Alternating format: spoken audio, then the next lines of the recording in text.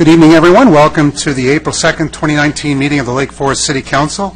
And let the record reflect that all council members are present.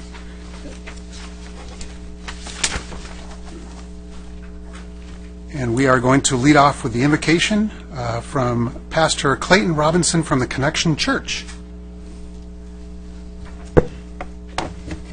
Let us pray.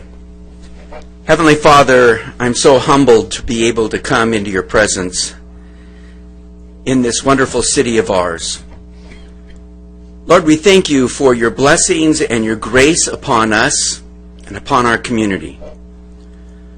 Father, we ask your forgiveness for our nation and even our community where we've allowed division and strife to come in. For Lord, unless we stand together, we cannot stand at all. And so we pray, Lord, that you would bring unity to our nation and unity among all of its people. We thank you, Lord, for the blessings that you've brought to our community, how we've prospered, how much you've done for us in these last years. We also pray, Lord, that you would bless those who will work as first responders among us, that you would protect them, that you would give them wisdom, that you would guide them in protecting our citizens. Father, I thank you for our city council, and I pray that you would grant them wisdom as they make weighty decisions on our behalf. I also pray, Lord, for the city staff and all the city workers, that as they work on our behalf, that you would give them wisdom and grace in their positions. Lord, we humbly thank you that we can live in a free country, and we thank you for that. And we come into your presence with humility and in grace. Amen. Amen. Thank you very much. Pledge of Allegiance, Councilmember Voice. Please rise with me as we pledge our allegiance to the greatest symbol of freedom in this world. And I must say how safe I feel with all those green jackets back there. So I want to thank those Cert recipients for participating with us. And so let's pledge our allegiance. I pledge allegiance to the flag of the United States of America and to the republic for which it stands, one nation, under God, indivisible, with liberty and justice for all. Thank you. Thank you very much. Mr. City Attorney, anything from closed session? There is no action to report, Mr. Mayor. Thank you. And a report from our student liaison from El Toro High School. There he is.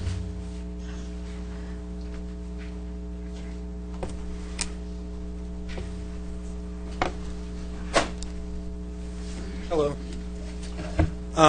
Tryouts for El Toro's Pep Squad will be taking place on April 2nd, 3rd, and 5th. Clinics will be held on the 2nd and 3rd to learn all the material necessary for the 5th. For more information, please visit etcheeranddance.weebly.com. Cancer Awareness Night will be taking place during our boys volleyball game versus Trabuco Hills High School on Wednesday, April 3rd at 6 p.m. This will be part of the annual fundraiser Trabuco Hills will be hosting for the Hogue Family Cancer Foundation in honor of all of those who are fighting cancer or have lost their lives to cancer. The color of the night in support of cancer awareness will be lavender. Come out and support El Toro's baseball at Ogie's in Mission Viejo on April 3rd. The team will be hosting a silent auction and a raffle. Immigrants Rising, a highly respected organization located in the Bay Area dedicated to improving educational outcomes for immigrant students, will be visiting El Toro next Thursday to present in our boardroom. The goal of the presentation is to provide critical information to students and families, including those without legal status, about educational access and improvement. The presentation will be offered in both English and Spanish. Our 9th grade parent night will be taking place on Monday, April 8th. If your 8th grader will be coming to El Toro next year, please join us at 6:30 p.m. in Charger Hall. Saddleback College will be having a counselor at El Toro High School who can help any 9th through 12th grade student who would like to enroll in a Saddleback College course. The appointments are 30 minutes on Wednesdays. Please contact the El Toro Guidance Department to schedule your appointment. Join us in the El Toro Drama Department from April 4th to the 6th for their performance of Mary Poppins. Tickets will be $12 and they'll be sold at the door. That's all I have for you guys tonight. Thank you all so much for your time, and as always, go Chargers. Go Chargers. Thank you very much.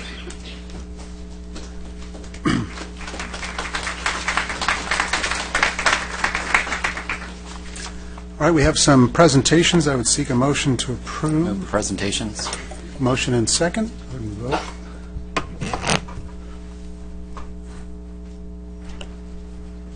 vote. Motion carries unanimously. Thank you. So first up is the Community Emergency Response Team Program, and I'm sure that's why a number of people are here tonight. So, Jonathan, if you could join me at the podium, and I'm going to have Jonathan be the MC, which I know he loves doing. Honorable Mayor and Council, I would also like to invite Sherilyn De La Paz, our Senior Management Analyst. She's in charge of running the Cert program, and she's going to be here also to introduce all the people being recognized tonight. Good evening, Mayor, Mayor Pro Tem, council members. Tonight we are here to recognize residents who have participated in the first City of Lake Forest Community Emergency Response Team, Cert, basic training course. Cert is a program that follows a Federal Emergency Management Agency curriculum that prepares residents to help themselves, their families, and neighbors in the event of a disaster.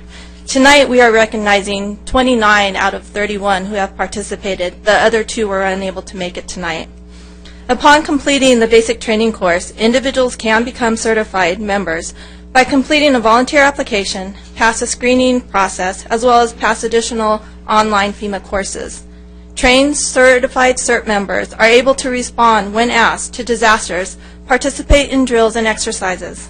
Advanced CERT members will require more in-depth training, community volunteer activities, and an annual exercise. I would like to thank our contract partners, Orange County Fire Authority, Engine 19, Orange County Sheriff's Department, Orange County Intelligence Assessment Center, and Care Ambulance for providing instruction and sharing their experiences with our class.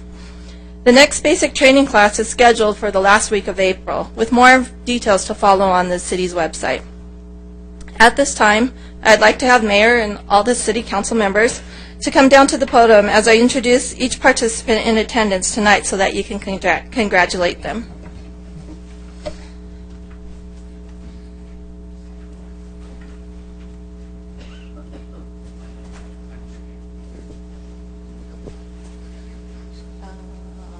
Step up, side. Yes.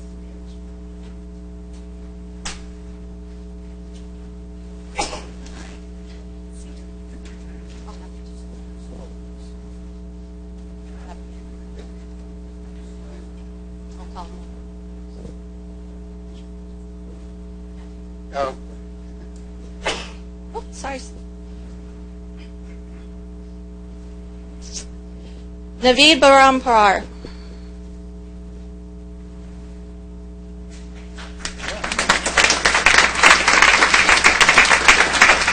Robert Bombardier.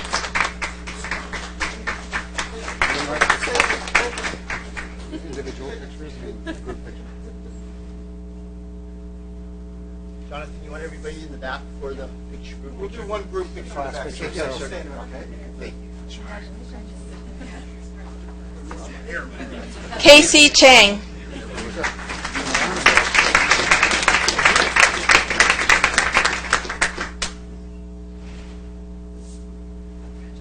Oh, thank you. Austin. Clint Clark.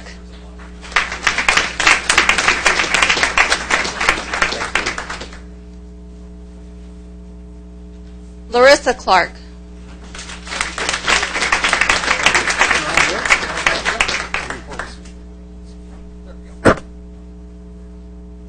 You got it? Okay. Thank you.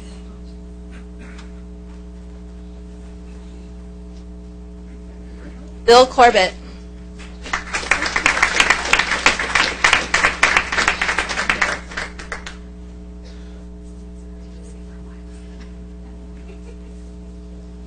Joan Cronkite.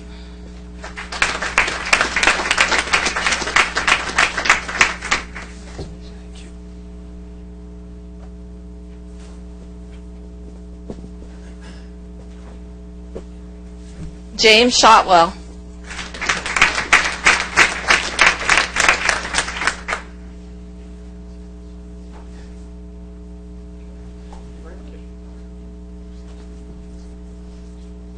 Jane Del Lorenzo.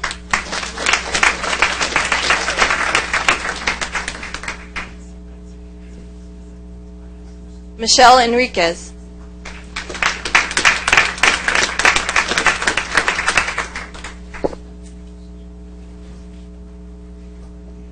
Lena Gezudis.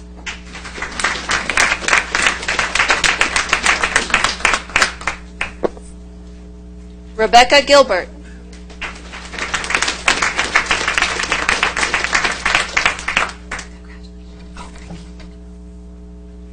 Chris Groves.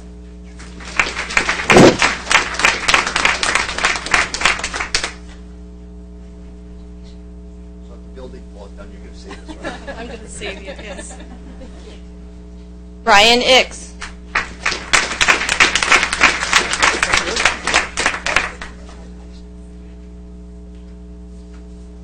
Debbie Ix.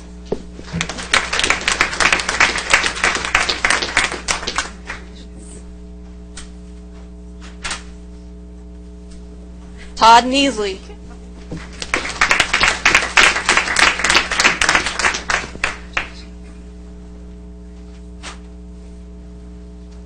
Cindy McCarty.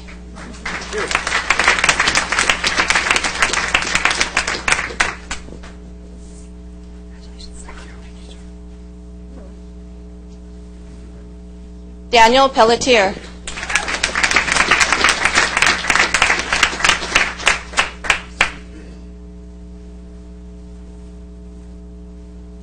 Peggy Popadak.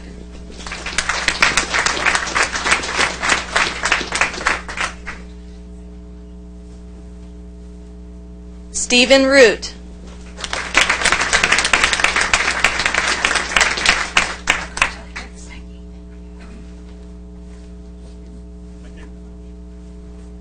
Bahara Zahataza.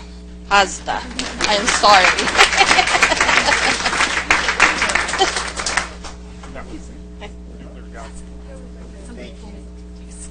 Kathy Sherman.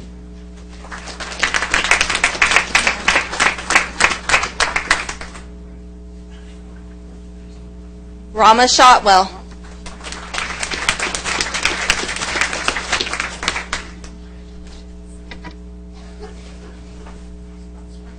Diane Smith.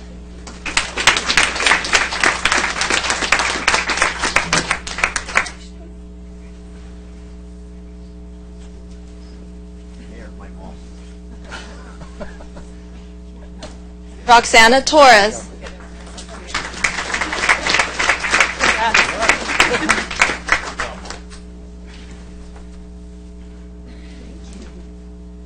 Haley Vitrup.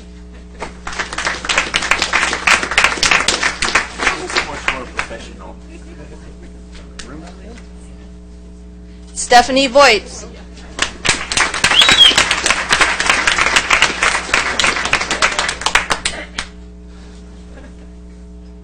Claiming this person too. I feel more safe with your See you.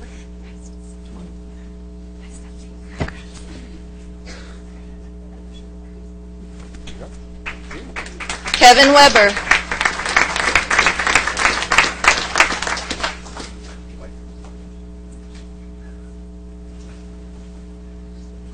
I'd like to recognize these individuals who are not able to be here tonight.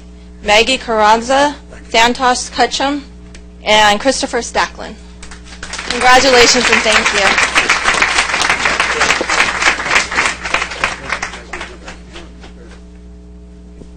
Group picture, if you can get the council kind of in there as well.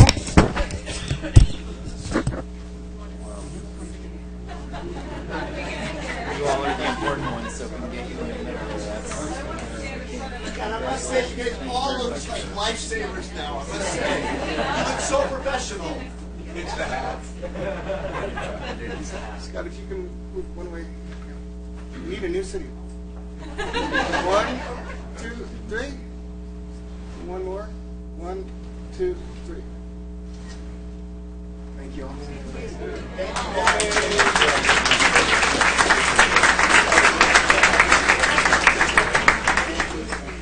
I feel so much safer in my seat now. Thank you.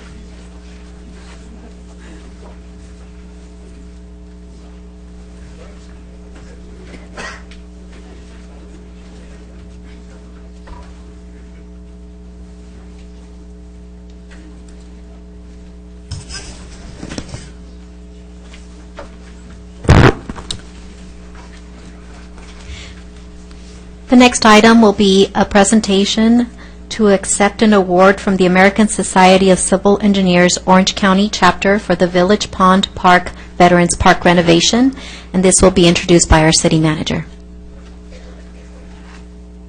And we will have a presentation by our Director of Public Works, Tom Wheeler. Thank you. I'd like to invite Doug Erdman up. He was the project manager and our assistant city engineer to present a plaque from the American Society of Civil Engineers. This is for the outstanding park and recreation project for the County of Orange. It was recognized by our peers. And to just celebrate the city's newest signature park, we turned a 4.7-acre Village Pond Park into a Veterans Park. And really is a beautiful park. If you haven't made it out there yet, we encourage everyone to see it. So that's a nice to be recognized. Well, and congratulations to the council and staff for a great job. That's all part of it, right? Teamwork. Thank you very much.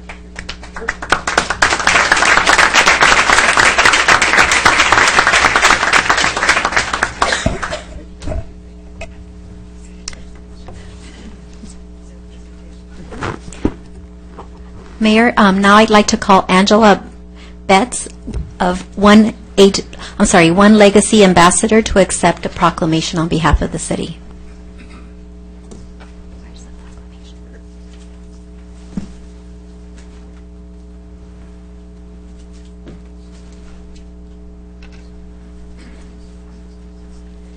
Hello, how are you? Did you want to say a few words? No, about... this is the scariest thing ever today. Oh, no. No, please, do you want to talk about... Yeah, I Please kind of do. do. I'm glad I'm not facing this way. I'm sorry, you guys. Hello, my name is Angela. I'm a donor wife. Okay, so it just got way harder.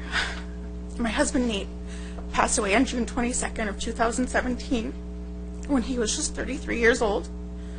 And even though my husband rode a motorcycle for a living, he did not die in a motorcycle accident like everyone had expected. My husband suffered sudden death in our home one evening from undiagnosed hypertrophic cardiomyopathy. It's one of the most common causes of death in young athletes, and it shows no signs or no symptoms.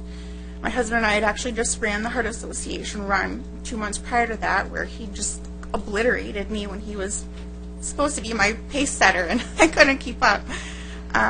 Nate and I never discussed our final wishes. He had walked away from so many motorcycle accidents that I honestly thought the man was invincible.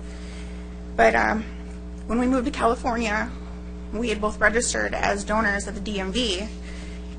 So I already knew that when they asked me, I knew what I was supposed to do. And honestly, had he not put that pink dot on his driver's license, at that moment in time, I was so lost and confused. I don't know that I would have said yes to them. And it wasn't until after I became an ambassador and I got involved in this program that I understood that the last thing my husband did wasn't go to bed that night. The last thing that my husband did was he made the attempt to save the lives of people he would never meet, people he would never know. He was saving the lives of strangers, and it made me even prouder of him than I already was. So I just want to ask everybody to do one thing. Consider being an organ donor, and then discuss it with your family and your loved ones so that if the time should happen, and it can happen at any age, you don't have to be put in the position to make that decision. You already know, they already know what you want. You can be a hero at any age. And then I would also like to ask all of you to join my team for the Donate Life Run Walk, because this year I'm going to PR it, and I would like some really fast runners on my team. Thank you.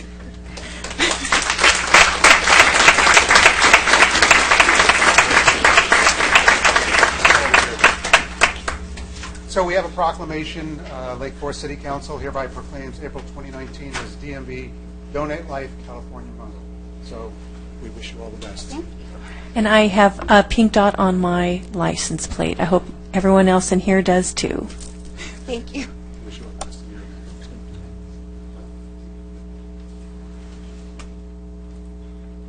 Thank you very much.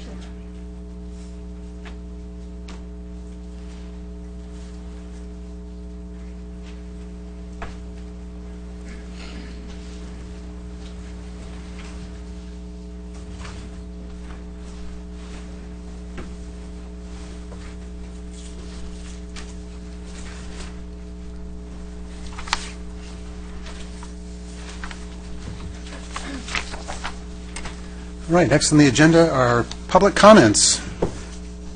As a reminder, if you would like to participate, please fill out a blue speaker card, turn it into the city clerk, and your name will be called. Comments are limited to 3 minutes per person. When you are called to speak, you will see 3 lights, the first being green.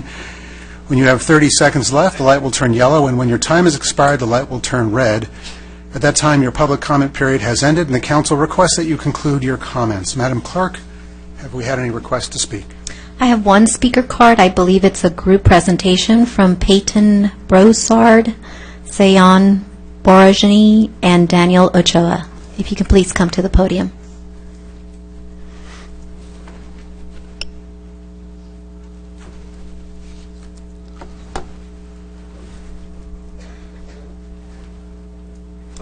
Good evening.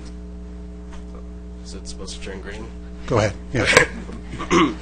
First and foremost, just thank you for giving us the time of day. It really means a lot. My name is Daniel. I am a senior at El Toro High School, and these are my fellow classmates, Peyton and Sion. And we're from a group that aims to build a better environment by providing students with mental health resources and just a lot of things like that. And we're having a kind of a fair coming up at our school, and with more information on that is Peyton. So this fair is the mental health fair. This is the second year that we are running it, and I helped run it last year. It is just designed to provide the students at El Toro High School with resources to help them maintain good mental health and coping mechanisms, as well as resources for if they are in bad mental health, for who to go to and how to deal with that.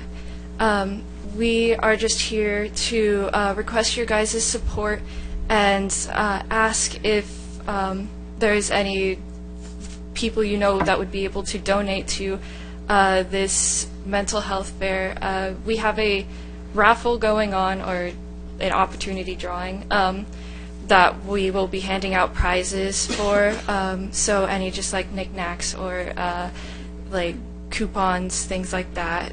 We also are asking if you guys know anybody that would like to be a part of this, set up a booth or provide any resources to us, as well as invite any of you who would like to attend. It is on May 22nd. And this also extends to anyone in the room, in the audience, who would like to maybe help with this.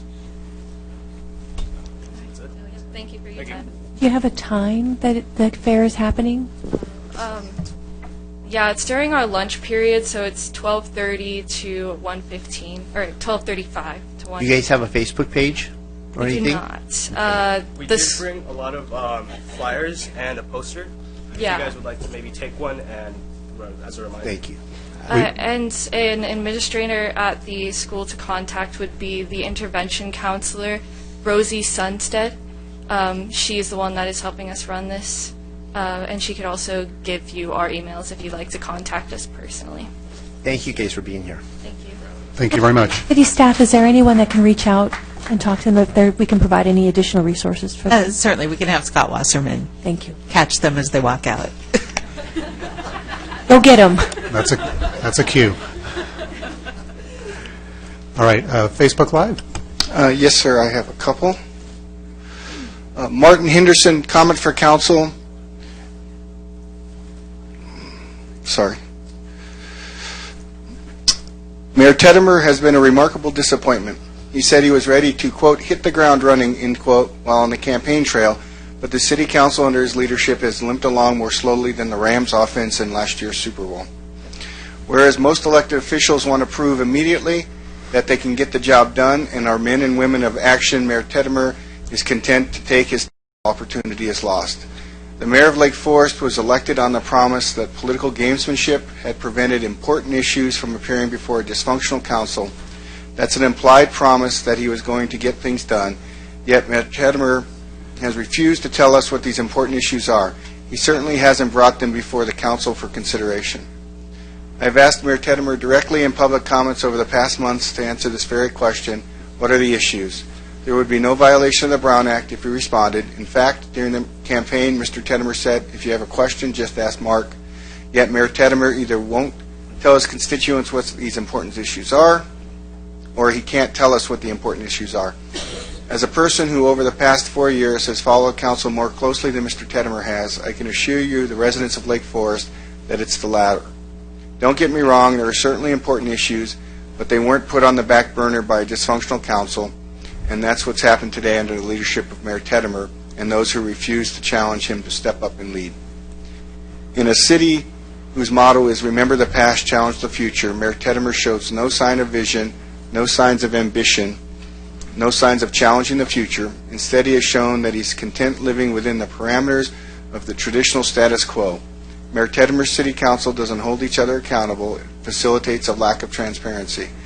When I ask each council member if they thought elected officials should be held accountable, only Councilwoman Basil was honorable enough to answer.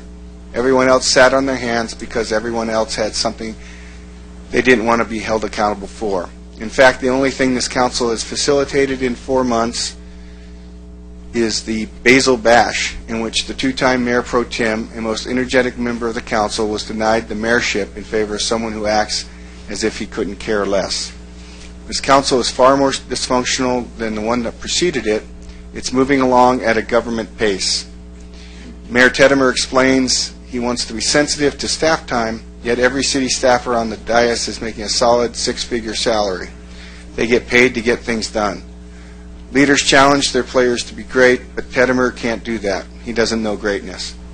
A few meetings ago, Mayor Teddimer said, "I'm open to any good idea. How about this one? Start acting like you're worth believing in." Nevin Markin, question for council. Will Portola Parkway be expanded into the Foothill Ranch area? I hope not, as it would be increasing traffic. I'm sorry. That's all I have, sir. Okay. Were you concerned about the time? Okay. I think that's a non-issue. All right. That's for Facebook Live? Yes, sir, that's all. Okay.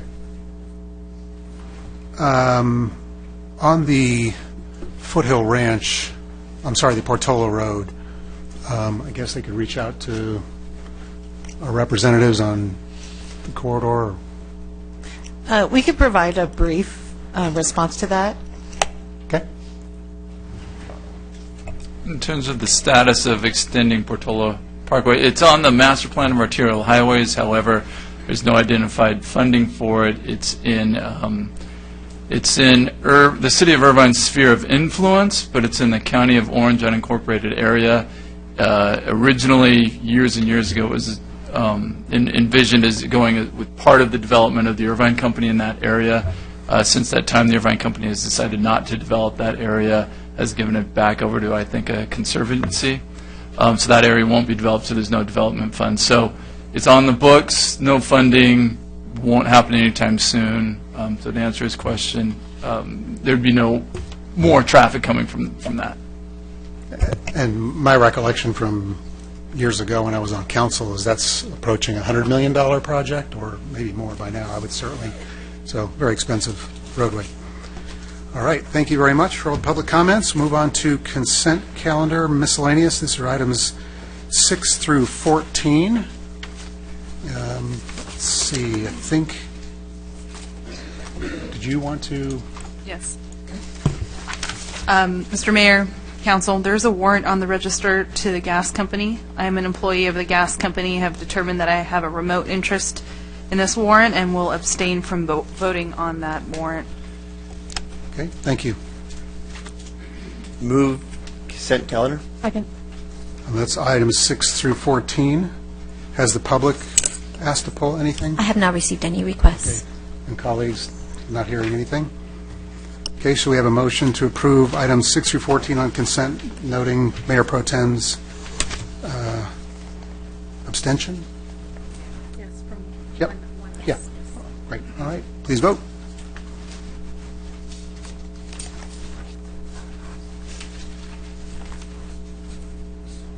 I'm missing one vote. Motion carries unanimously. Okay, thank you very much. That brings us to item 15. This is a general plan amendment, zone change, site development permit, 0318-5137, tentative parcel map, 03-13-5135 and related negative declaration for the construction of 2 new buildings which will be used as religious institutions. Mr. Mayor, I also have a declaration here. So agenda item number 15, excuse me, involves entitlements for the construction of church buildings. The city previously approved the sale of a portion of the property at issue tonight to the gas company. The sale of that property is contingent upon approval of the entitlements requested under item number 15. I am an employee of the gas company and have determined that I have a remote interest in this matter and will recuse myself from participating in this item. Okay, thank you. And just so everyone understands, what recusal means, you must leave the dais during the discussion of this item, so she's not getting up and not mad at us. She has to leave during the discussion of this item. She cannot participate in any way, shape, or form. Once the item is done, we will ask her to come back. Turn it over to staff. Okay, Mayor and members of the council, we have a brief presentation from, excuse me, Gail Ackerman, our Director of Community Development. Good evening, Mayor and council members. I'd like to introduce Associate Planner Jennifer Mansour, who has served as the project manager for this project for quite some time. Good evening, Mayor and council members. This project includes entitlements for the construction of 2 new buildings, which will be used as religious institutions for 2 Kingdom Halls of Jehovah's Witnesses. The project site is located adjacent to the railroad tracks and El Toro Road. In 2007, the city acquired the property, and it is currently owned by the Lake Forest Housing Authority. In 2017 and 2018, the city's housing authority entered into purchase and sales agreements with JW Congregation Support and Southern California Gas Company for the sale of the property. Per the agreements, the 2.3 acres on the southeast side of the property will be sold to JW Congregation Support for the construction of the religious institutions, and the 0.29 acres on the northwest side of the property will be sold to the Southern California Gas Company. The sale of the property is contingent upon the approval of the entitlements that we are discussing tonight. The site is currently vacant and does not have any direct access from El Toro Road or any public street. The portion of El Toro Road that is adjacent to the parcel is elevated approximately 25 feet above the site that bridges over the railroad tracks. The site is also surrounded by the existing Kingdom Hall of Jehovah's Witnesses facility, the railroad tracks, the Forest Glen Apartments, and 3 single-family homes. The development of this unique site requires 4 different entitlements. The project includes a general plan amendment to change the general plan designation from transportation corridor to public facility, a zone change from agriculture to community commercial, a site development permit for the use and development of the site, and a tentative parcel map to split the parcel into 2 different lots. The project includes the development of 2 approximately 3,000 square foot single-story buildings, a parking lot with 128 parking stalls, new landscaping, and new fencing. The new fencing around the site will include a 6-foot-tall wrought iron fence adjacent to the railroad tracks, a 6-foot-tall chain link fence adjacent to the SoCal gas site, and a 6-foot-tall concrete wall, which will be adjacent to both the Forest Glen Apartments and the 3 single-family homes. The proposed project meets all the development standards and applicable zoning regulations, including exceeding the city's parking requirements by 42 parking stalls. Furthermore, the project meets the spirit and intent of the city's design guidelines. Pursuant to the California Environmental Quality Act, a mitigated negative declaration was prepared for this project that concluded that the project with specific mitigation measures would not generate significant environmental impacts. The mitigation measures have been included as conditions in the resolution for the site development permit. The Planning Commission reviewed this project at their February 14th meeting this year.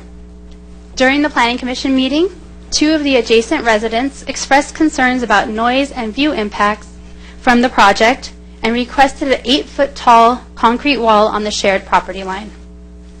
After taking public testimony and discussing the project, the Planning Commission voted unanimously to recommend that the City Council approve the project with no changes to the proposed 6-foot-tall concrete wall adjacent to the residential properties. Both the applicant and the city's environmental consultant are in the audience tonight, and I would be happy to answer any questions you might have on this project. Thank you. All right, unless there's some specific questions, I'd like to go to public comment, but if there's anybody who has a question of staff at this immediate moment? Okay. I have one speaker card from Ken Chernish.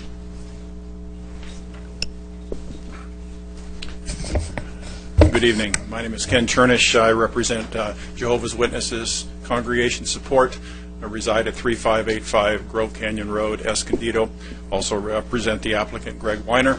And really just here to answer any questions you may have, but one snippet of time I wanted to use, I feel I would be remiss not to do it, is just to commend Jennifer Mansour. What a fabulous job she has done and been excellent to work with these last couple of years.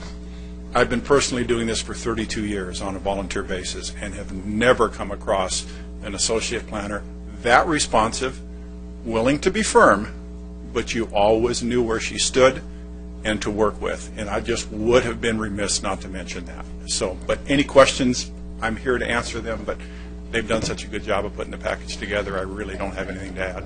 Thank you. Thank you for being here. One thing you should get used to is if you do anything in Lake Forest, you got some excellent staff to work with. She's not the only one. Great job. All right, anything else then? Okay, and Facebook Live? No, sir. Okay. Mayor? Yes.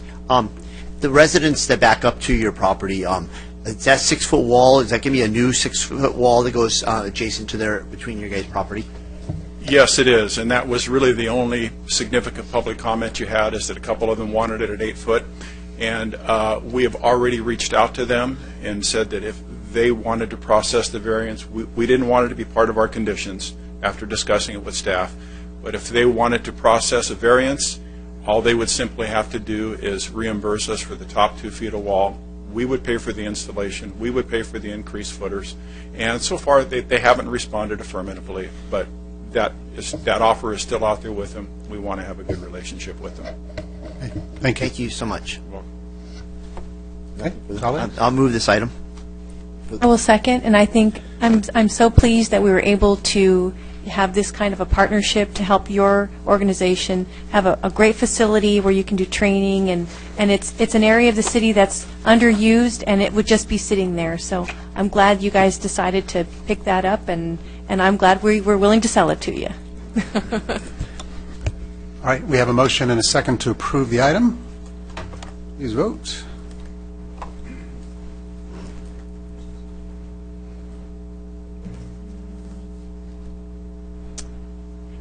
You want us to put a abstain?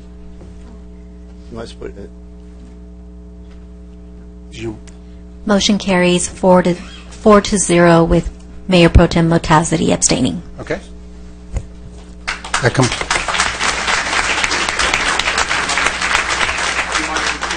Oh, please do. Thank you for being here. Great, thank you. Thank you, guys, and God bless you.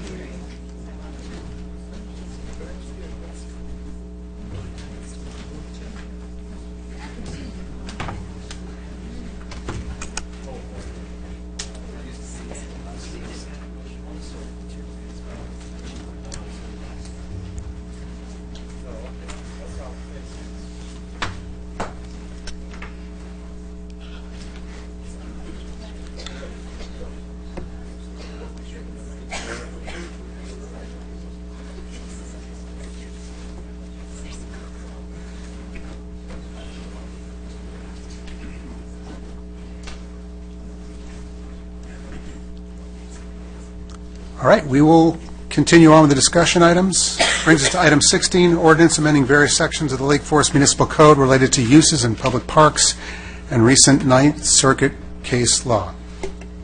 Mayor and members of the council, we have a report from our city attorney, Mal Richardson. Mr. Mayor, council members, from time to time, the city becomes aware of new uses, changes in law or practice that require changes to our municipal code. The ordinance before you tonight proposes 3 such changes. I'll be as short and simple as possible. The first of these changes has to do with bounce houses, which have become very popular in recent years. Events with bounce houses are often held at public parks. That is not permitted. However, our code is not reflective of our practice. So this amendment would bring the code into compliance with our current practice, which is not to allow bounce houses in public parks for safety and liability considerations.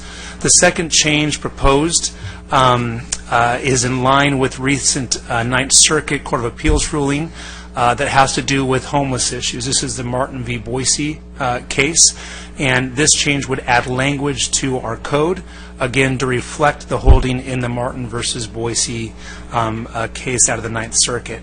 The last change being proposed makes changes to various provisions in the code that regulate certain types of construction noise impacts. The code currently restricts certain construction activities on federal holidays. This ordinance proposes changing these restrictions from federal holidays to legal Lake Forest holidays. This change ensures that city staff will be present to enforce the restrictions, as federal holidays and legal Lake Forest holidays do not always align. Happy to answer any questions that the council may have about this ordinance and the changes being proposed. All right. I also want to make sure we hear from the public. So are there any questions?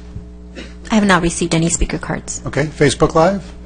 Okay, then we'll close the public comment and bring it back to my colleagues. So with the bounce house part to this, seems like it's something fairly minor, but I do have a problem with that ordinance change. I would prefer that we just provided a pathway for people to do that, where they could submit their own insurance information to us, whatever they might need to do. It might be cost prohibitive for them to do it, but I would rather lay out a plan for them to be able to potentially put one up if they wanted to, rather than just do an outright ban. So we can either bifurcate the issue and I'll support one and oppose the other, or if the council's open to some modifications to that part, then I'd entertain the discussion. Yes. I too agree. We have townhouses and smaller yards in Lake Forest, and the fact is our public parks for children to get together for birthdays and stuff. I would like to investigate the staff to look into a pathway to maybe allowing homeowners insurance to cover them as they rent bounce houses and still allow birthday parties and celebrations in our parks.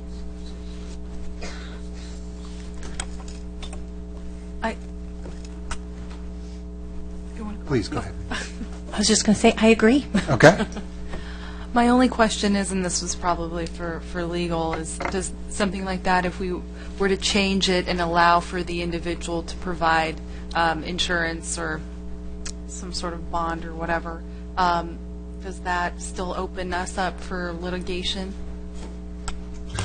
Mr. Mayor, Council, there's always the possibility that the city will be sued. We can't avoid that, but if we are insured, indemnified by the applicant, then the risk to the city is significantly diminished. All right, so if the intent is to, well, I'll let somebody make the motion if you want to bifurcate this, or... So yeah, I'll start with a bifurcation. So I'll just separate out the bounce house part and move that we approve the other two aspects of this item. I'll second that. One last question. I'm going to throw you a curveball. Since we're discussing park uses, is this the opportunity where we can talk about smoking in parks? Mr. Mayor, Council, no. Put simply, no. That hasn't been agendized, but that is certainly something that in council comment you can ask to be on a future agenda. Thank you. Okay. So we have, I believe, a motion and a second to take the second and third item, which would be the Boise matter and the noise matter. And just to be clear, that motion, as I understand it, would be to approve the ordinance with the removal of Section 3, which is the section on bounce houses. So we would bring back for second reading the ordinance as drafted with Section 3 removed. well, we're going to have, I think, a conversation around the other matter, but yes. Okay. Right. Okay, so we all clear on the motion? Yes? Okay, please vote. Motion carries unanimously. All right. Did you want to, So I don't know how much leeway we have, but my recommendation would be that we put together a list of insurance requirements for someone that would want to put up a bounce house in a park or a public facility in the community, and you make that as rigorous as you feel you need to meet some of our legal concerns, and then it's up to the individual applicant to either comply or not. But at least there's a pathway, and that's really what I wanted to make sure could occur there. So is that something we could insert the language into the ordinance as is, or do you think that we need to come back and have that discussion at a later date? There are two potential approaches to this, Mr. Mayor, council members. One would be to come back with a subsequent ordinance expressly permitting bounce houses in parks, subject to some kind of application process, insurance, et cetera. The other would simply be to give staff direction to allow this and to require insurance and application process, et cetera. Either way works. Mr. Mayor, if I could just offer a clarification. City Attorney is correct. What we would do to create the pathway to having a bounce house would be, it would be permitted through the special event permit process that is already in place, and we would collect the insurance, and then we would approve the permit on that basis. Is this something we need more research on, or can we amend this ordinance and vote on it tonight so for a second reading next time? Well, it sounds like based on Mr. Wasserman's statement, there probably isn't a need for an ordinance amendment because there is a special event permit, and as part of that permit, an applicant could request a bounce house and provide the insurance required. So all that we would need really is council direction to allow that to proceed, and we could proceed from staff level. okay, do you need that form of a motion and a vote, though? Just That would be ideal. I make the motion that, or Councilman Robinson? Yeah, I'll move that we provide that direction, that we use the special events permit, and that we use as rigorous of insurance requirements as you need to make sure that we cover ourselves the best that we can from a legal perspective. And I will second that. One other question regarding the ability for them to plug into a source. Are we going to allow generators in parks that do not have electricity, or are they going to be using, how is that going to work? Since I think currently it's prohibited to plug in to the electrical socket in a city park, because we, as a matter of practice in the past, haven't allowed bounce houses, I'm not sure what people have done. They probably, my guess is that if they've done it, they've had a generator out there. Okay. I'm just thinking if we're doing generators and noise volume in proximity to neighboring houses, I don't know if that's something that we need to mention in the revised ordinance so it's not impacting, some of the houses close by. Can I make a substitute motion that I'm generally in favor, but I think maybe there's a little more homework to do on this generator issue. I presume they'll be gas-powered. If they're not plugging in, then gas is your only other option, in which case it raises the concerns you're bringing forward. So unless people feel the urgency to push it forward tonight, I'd rather staff spend the time to look at the options and make sure we understand what's coming. Yeah, I'd like to see it as a second reading. If we can have it all ready to go as a second reading, I'm great with that. But, yeah. So I think there's a couple of different things going on here. It sounds like the staff's recommending that we might not necessarily need an ordinance, but there's a request for how someone might actually power one of these. So, I think that if the staff just came back with some thoughts with respect to how we would actually allow someone to inflate it, and then if we felt comfortable there, then we could just give them the direction with the special event permit that's already in place and not have to go through a formal ordinance process. Yeah, that's a good idea. And if at that time, when we do get the information we want to go through with a formal ordinance, then that opportunity is always available to us. Okay. Yep, I like that. Ditto. All right. All right, so is that clear in terms of direction? We have a motion second? We good on the... Councilmember Wojcik, you seconded that, correct? Yeah, I'm fine with it. Okay. Go ahead and vote. Motion carries unanimously. Thank you. Item 17, an urgency ordinance of the City Council of Lake Forest amending chapters 9.162, 9.184, and 2.04 of the Lake Forest Municipal Code as related to wireless communication facilities in the public right-of-way, and a resolution establishing design and development standards for wireless communication facilities in the public right-of-way. Mayor and the council, back to Gail Ackerman, Director of Community Development. Thank you, and I'd like to introduce Ron Santos, the Senior Planner, to give his brief staff report on this.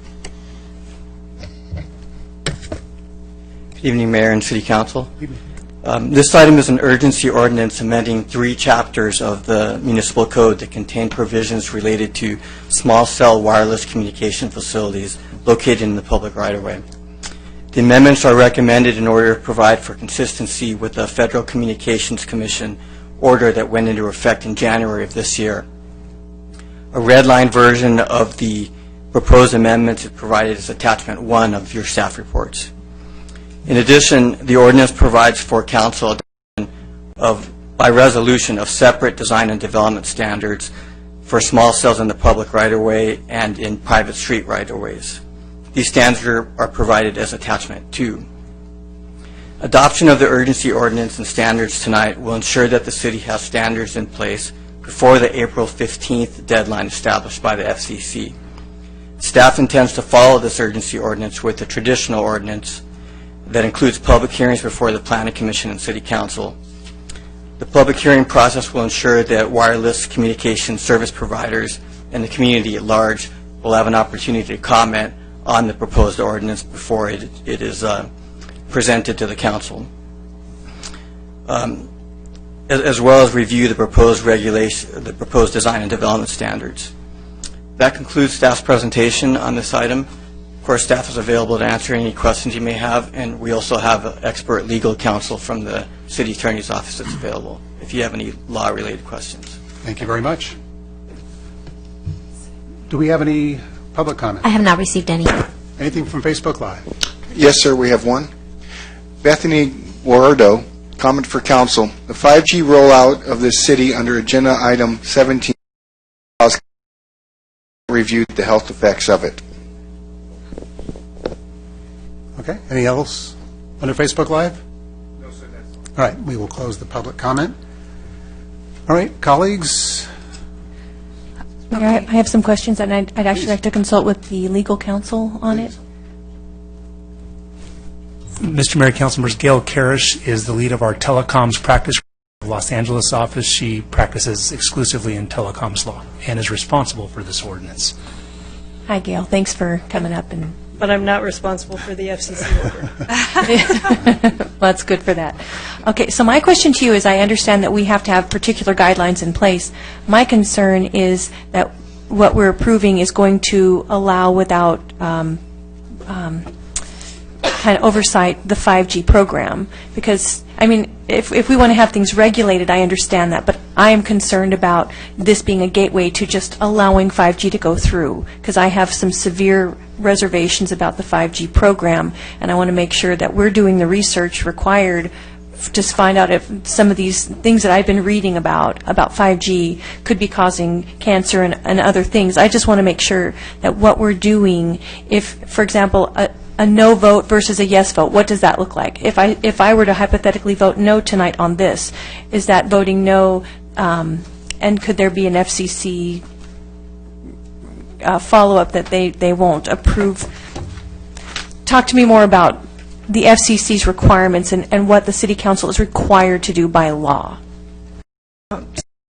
For having me here. And so let me start by saying that this latest FCC order doesn't really change anything in terms of your authority to regulate, or not your lack of authority to regulate RF emissions and the siting of wireless facilities based on concerns about the environmental effects or health effects of RF emissions. The federal government adopted in 1996, when the wireless industry was just starting, certain restrictions on local authority, and one was that you cannot, as a local government, regulate based on RF emissions. That's a federal requirement to develop the standards and to implement the standards, and all you can really do as a local government is ask that an applicant demonstrate that the facility they want to install complies with the federal standards. As for this latest order of the FCC is one of a number of orders that they've adopted really since 2009, trying to find ways to expedite the deployment of wireless facilities, in large measure in response to the great demand for more use of facilities. Everyone has iPhones and all kinds of other devices. There's a huge demand, and so there's a real need to deploy a lot of facilities. And the latest sort of target area for these deployments is in the public right-of-way. And so this 5G order, although it's called a 5G order, it's not just about 5G, it's really just about small wireless facilities being deployed in the public right-of-way. And so that order is partly in effect already. That was the January 14th, the portions of the order that limit, that put shorter shot clocks or time periods for the review and decisions on applications, that's already gone into effect. The April 15th deadline is for a portion of the order that requires local governments, if they want to impose any aesthetic requirements, they can no longer, after that date, impose a subjective aesthetic requirement. So the concept is that applicants for wireless facilities in the public right-of-way for small wireless facilities will be able to read a set of objective, reasonable design standards and location standards that have been published in advance, made publicly available in advance, and they will know pretty much what kind of facility they should be applying for that's likely to be approved by the city. And so there isn't really voting no on this ordinance, and the resolution would not really advance the cause of stopping 5G deployments. It would just mean the city wouldn't really have the tools in place to regulate to the extent that they can under the existing federal order. Thank you for clarifying that. Okay. Anything else? Or? Okay. Hi, I have a question as well. So I too am concerned about the rollout of 5G. I did some research on this, and I plan on meeting with some professors in UC Irvine, some scientists, and also our Congresswoman, because as you so eloquently mentioned, there is no power left in the cities to stop the 5G rollout. And essentially, what they're planning on doing is putting small cell antennas every 2 to 5 houses, I guess is what I read. And these radiate or have higher electromagnetic frequencies which penetrate the initial layer of the skin, which can cause, hypothetically, I guess from some scientific reports, biological issues in humans. And unfortunately, the FCC has circumvented the power or the ability of cities to sort of create moratoriums or standards around it. So from what I understand, this ordinance essentially will just allow us to put some sort of a framework together for an applicant in the right-of-way areas of, as far as the, I guess, design of the antenna. Do I have that right? Yeah, the design and placement, and also that they provide the necessary information for staff to evaluate that it does, for example, meet the federal standards for RF emissions. That can be an application requirement, and certainly any other safety concerns that you might have about placing facilities in the public right-of-way, and visibility, or you know, that they're not, equipment is in place so low on a pole that you have ADA concerns, things like that. Okay, thank you. Do you have anything to? just be real quick. So theoretically, these small cell wireless sites can be 4G or 5G. Am I correct? Correct. Okay. So currently they've been 4G, and we've been actually trying to get more of these sites in Lake Forest. Again, the 4G, not the 5G, because we all have more connected devices, and we're going to have more and more and more. So we need to find a way to provide for the service that residents are requiring. If they decide that they don't want to use tablets, iPhones, Samsungs, anything like that, then we won't need these. But the residents are out there spending a lot of money on products, and the service providers need to have the ability to provide that access to them so that their wireless devices actually function. So we can have that 5G discussion at another time for sure, but I definitely want to make sure that we're seeing more of these small cell sites installed throughout the city, because that's what residents are looking for, and each one of us probably fall into that category. So I want to make sure that we're not confusing two issues here, and in the long term it might be good if we can get some maybe all five of us through the CM update could get some what you might view as impartial, both sides information on 5G, rather than all going out and doing our own independent research and coming up with different opinions, and then we're all kind of maybe arguing about which one's right and which one's not. So if we can kind of all work from the same page, I think that would be really beneficial. And just one last thing, and sorry to interrupt your response there. When we do bring back the more traditional ordinance, I'd like to have a discussion about the number of sites that can be on a single permit. I've had a few comments from some of the service providers about the cost of our permits per site as compared to other cities in Orange County. And again, I want to make sure that we get more of these sites out there. Separating out the 5G discussion, I want to see as much of these as we possibly can, because we're all using it, if not every hour, every minute. So thank you. Yes. Just to clarify on a point that one of the council members made, these aren't needed at every other house or every four houses. I mean, they're blocks away, correct? Well, so that's really going to depend on the particular locations where where the devices are being deployed, and the type of facility that they're using. So when we talk about, maybe I should clarify a little, when we're talking about 4G and 5G, that's sort of the retail language for it, but what we're really looking at, or the carriers use different frequencies, different spectrum, and it's licensed to them. They get their licenses in auctions, and those different frequencies, different spectrum, have different capabilities in terms of how far they travel, sort of the size of the wave, how far they travel. And so 5G is very much about new spectrum that is being released for use that is called millimeter wave.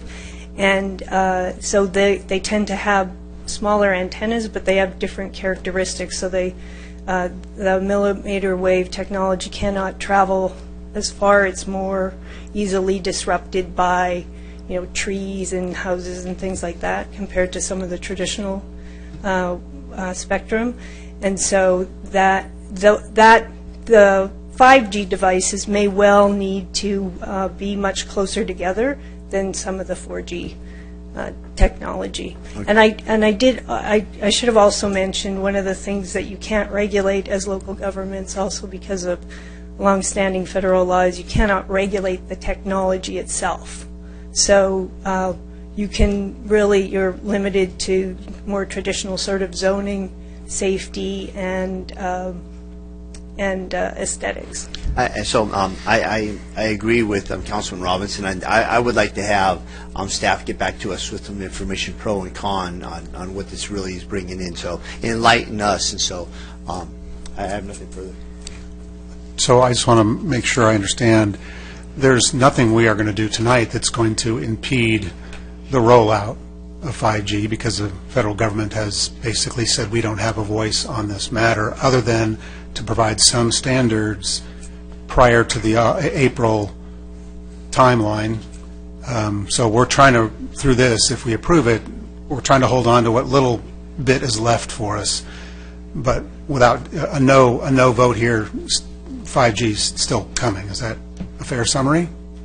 Yeah, I think without a good regulatory framework in place on what you can regulate, then there is more risk of deployments that would be adverse to your interests. Right. So this allows us to retain some small amount of control over this thing which has so much momentum from the federal side. There's nothing we're going to do to stop it, so I appreciate the comments of those who have concerns. And for those that are advocates of local control, of which I am one, this flies in the face of that in a big way, and Sacramento likes to do this, and so does Washington. All right. Anybody want to make a motion? Motion, we move the item? I'll second. Okay, motion and second to approve the item. Please vote. Motion carries unanimously. Thank you very much. Next is item 18, commission meeting times. Mayor and members of the council will have a brief presentation by our assistant to the city manager, Louis Lacasella. Good evening, Mayor, members of City Council. At the January 2nd, 2019 City Council meeting, the City Council directed staff to survey commissioners regarding changing the public start times for commission meetings. As a result, staff surveyed each commission to determine if the commissioners are available for a 6:30 p.m. start time rather than remaining at the current time of 7 p.m. Staff brought this item to each of the commissions, and there was no objection by any of the commissioners. Therefore, staff recommends the City Council adopt the required resolutions standardizing the start times of its City Council and commission meetings to 6:30 p.m. To alert the community regarding the change in the meeting time, staff will update all website and printed community outreach content, as well as utilize the city's constant contact alert system related to each commission. So that, staff is available for any questions the City Council may have. Thank you. All right, thank you very much. Any public speakers on this item? None received. Facebook Live? I'll move the item then. Second. We have a motion and a second. Any discussion? Please vote.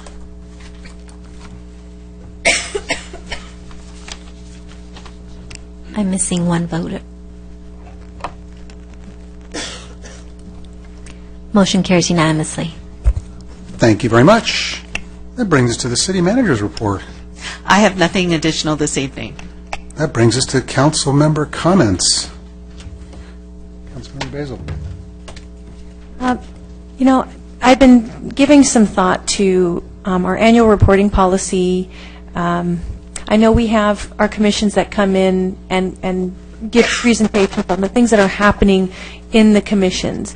But I wanted to propose to the council to see what you all thought of possibly maybe making one meeting, like an annual meeting of the commissions, where we sit down as city council members, we sit down as a round table with the commissions. They can talk about the things that they're looking to do and want to accomplish, and then while we are all sitting together, the council can move items forward. For example, maybe they want to do a study on something, and they just don't have the funds in their budgeting, and they could come to us at that meeting and say, we'd like to do a study on XYZ.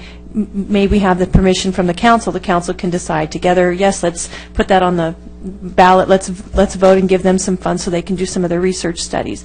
It's kind of like spending, it's like a state of the city, this is what's happening. It might allow for some really creative ideas in a capacity that we've never really had before, and we might find that the collaboration would be really good for the rest of the community. So just want to throw that out. If anyone wanted to consider that, we can bring it forward for a future agenda item. We can hash out the details, but maybe just hoping for a second on that, maybe we can talk about it.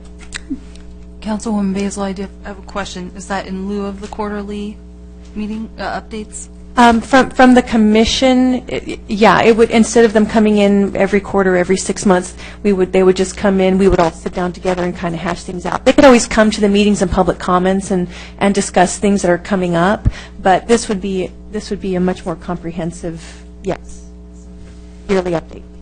That makes sense? Okay. So I recall years ago where there was the council with the two commissions before, we have a third, and it was, I would call it a workshop, because obviously we don't know what they're going to bring up, so we would not be in a position to take action on it. So it's more of a dialogue to sort of say, let's field some ideas, and staff will go off and come back with a distillation of that, and then we can vote it up or down. That's my memory from the past, but I'll... Yeah, I think you're referring to our strategic plan. We used to have a workshop with both commissions and the council to review the strategic plan, and you would get input from the commissions at that point. So are you looking for something other than that? Yeah, it's something different, because the strategic plan, we're looking at like 5 years out. We're making long-term plans. But what I'm thinking of is, this is what we want to do next year. And it could be things that have just recently come up that they weren't prepared for in the strategic plan. You know, things come up all the time before the council, same thing with the commissions. This would give them an opportunity to course correct and add things new, and just a new level of collaboration that we didn't have before. Okay. And so I see the attorney wants to lean in here, so we'll turn the floor. Please. Mr. Mayor, Council, we need to vote on this and move forward since it's not agendized, just to ensure Brown Act compliance. So any more discussion on this item should really be held during a future meeting when it's actually agendized. I'll support having the discussion at a later date. I got the impression that this was a call to actually do it. This is just an agendized to bring it back for, okay. Right, right. Okay, and that's all I have for tonight. Thank you. All right. So do you have enough for tonight for that issue? Yes. Thank you. Councilmember Robinson. No comments this evening. Councilmember Voights. I attended this last Saturday, the grand opening of At Home, our superstore of everything. So it was a wonderful celebration of a business facility that had gone out of business, but it is now thriving, because I went back on Sunday and there was a 20-minute line to get out of the building, and I had to take one of the shopping carts away from my wife and push it back into the store. We spent $800 that day, and it was I think that everybody in Lake Forest needs to visit At Home sooner than later, but make sure you take the credit card away from your wife before you go. So it's a great addition, and I want to compliment our Economic Development Department for actually reaching out and doing that. So Carlo did a wonderful job in establishing that connection with them. So this is the flagship of hopefully many in California, but this is the first of their stores in California. So this is their California flagship. Nothing further. Okay. Mayor Pro Tem? I went to Rancho Cañada on Monday, and we celebrated, Scott was there as well, Kindness Day. Just basically teaching the kids to be, or reminding them to treat each other with respect and kindness.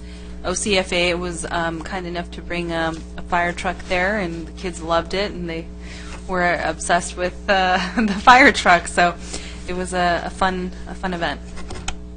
All right, and I have nothing further tonight. Thank you all for being here. Meeting's adjourned.